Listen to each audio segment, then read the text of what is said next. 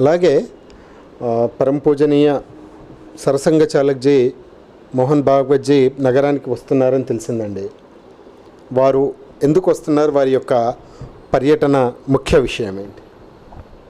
మేము ఈ మధ్య సరసంఘ చాలక్జీ ఇంతకుముందు కూడా విద్యాపీఠం నిర్వహించిన ఒక కార్యక్రమానికి వచ్చారండి. 2019 డిసెంబర్ 29 నాడు పూర్వ విద్యార్థుల సమ్మేళనమైంది.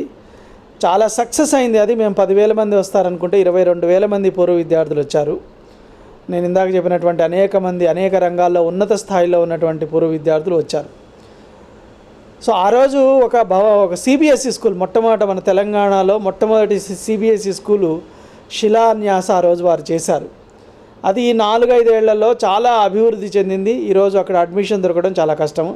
చాలామంది మా పూర్వ విద్యార్థులు అనేక మంది శిశు మందిర్లో చదువుకోవాలనుకున్న వాళ్ళు అక్కడ వచ్చి ఆ పాఠశాల దగ్గరలో ఇల్లు తీసుకొని పిల్లల్ని చేర్పిస్తూ ఉన్నారు. సుమారుగా ఈరోజు 1000 పైన దాటింది. నెక్స్ట్ ఇయర్ 1400-1500 వరకు కూడా సంఖ్య ఉంటుంది. అదే పద్ధతిలో రెండో పాఠశాల నాదర్గుల్, బడంగపేట దగ్గర నాదర్గుల్ అని ఉంది. అక్కడ పెంటారెడ్డి గారు అని చెప్పేసి 30 ఏళ్ల క్రితం మాకు ఒక 14 ఎకరాల భూమిని మాకు డొనేట్ చేయడం జరిగింది.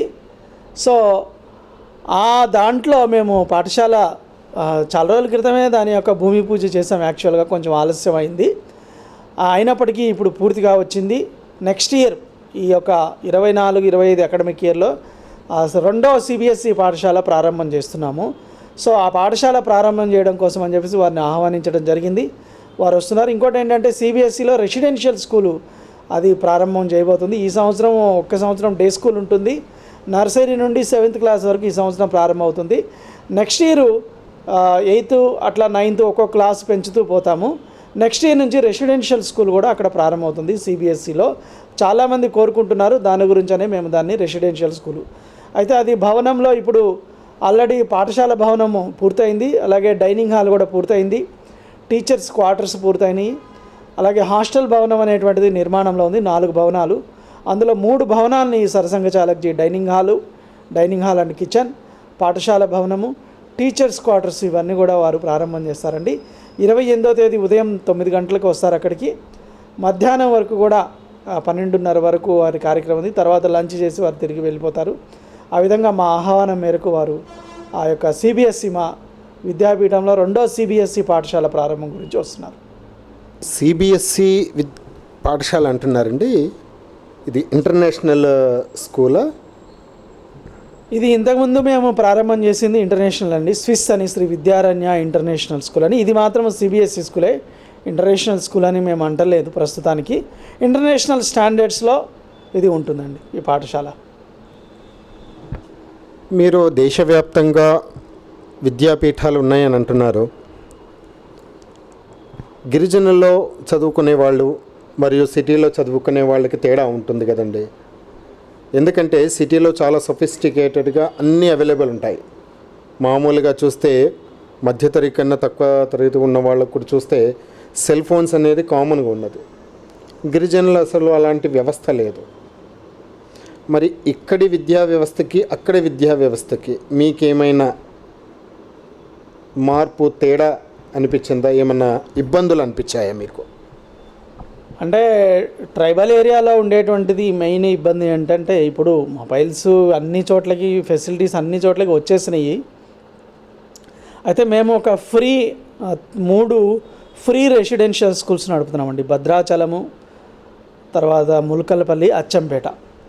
ఈ భద్రాచలంలో మేము నడిపేటువంటి స్కూల్లో అన్ని రకాలైనటువంటి ఫెసిలిటీస్ మేము కల్పించాము. ఇప్పుడు డోనర్స్ ద్వారా, మాదంతా కూడా సమాజ పోషితం, సమాజ ప్రేరితము.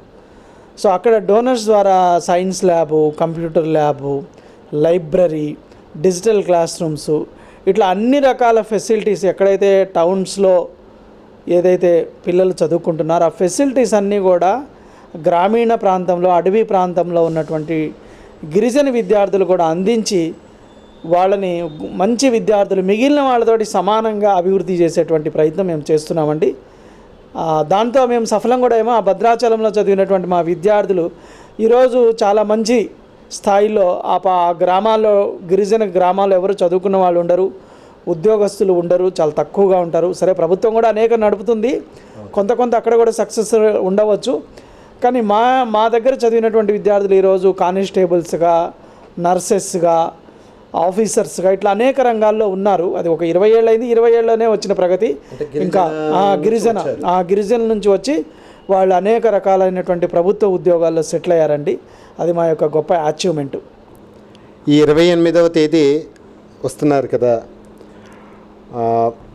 వారి యొక్క కార్యక్రమక ప్రణాళిక ఎలా ఉంటుంది? ఎవరైనా ముఖ్య అతిథులుగా వస్తున్నారా? మేము విన్నది అంటే శ్రీ చిన్నజీఆర్ స్వామి గారు వస్తున్నారని విన్నాము.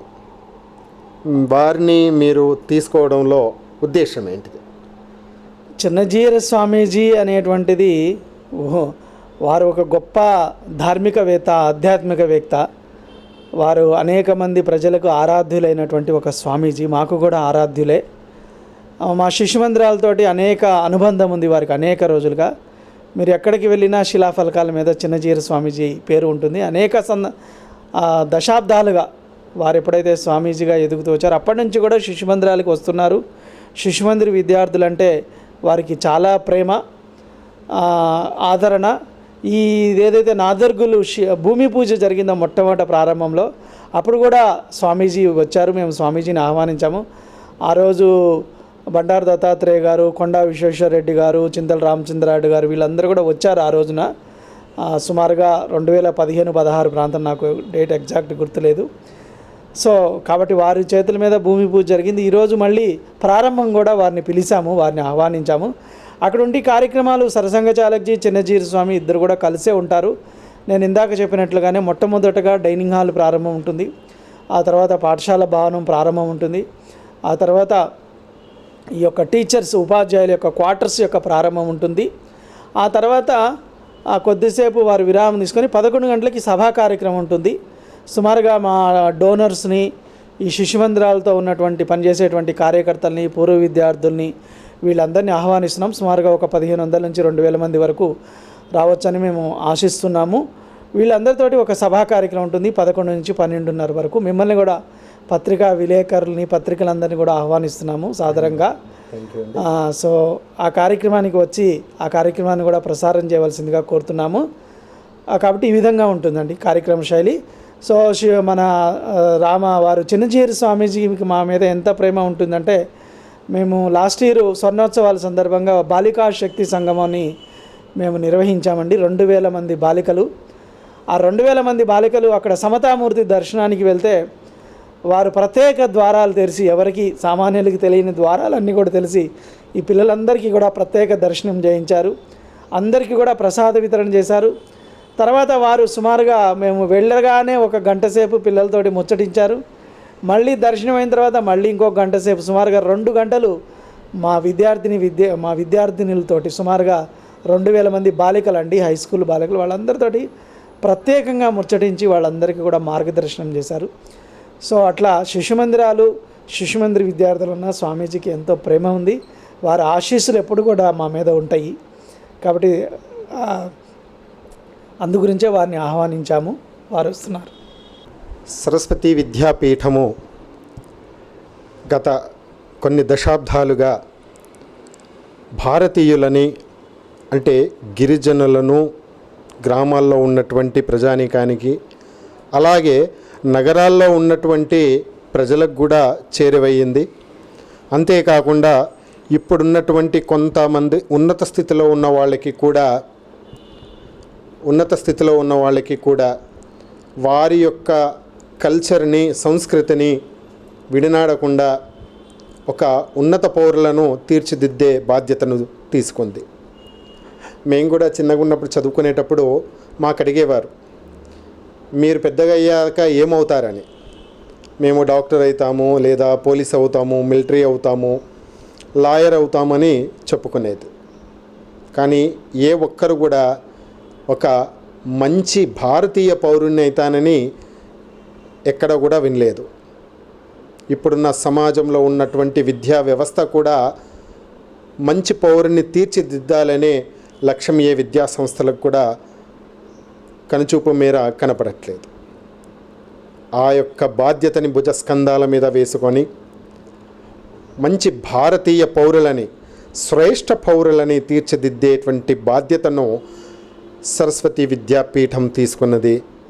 ఈ యొక్క కార్యక్రమానికి తమ విలువైన సమయాన్ని మాకు ఇచ్చినందుకు, అలాగే పరమ పూజనీయ మోహన్ భాగవత్జీ గారి యొక్క పర్యటన పూర్తిగా వారు చూస్తున్నా కానీ విలువైన సమయాన్ని మాకు ఇచ్చినందుకు మరి ఒక్కసారి V39 ద్వారా ధన్యవాదాలండి. థ్యాంక్ యూ అండి. ధన్యవాదాలు. నమస్తేనండి.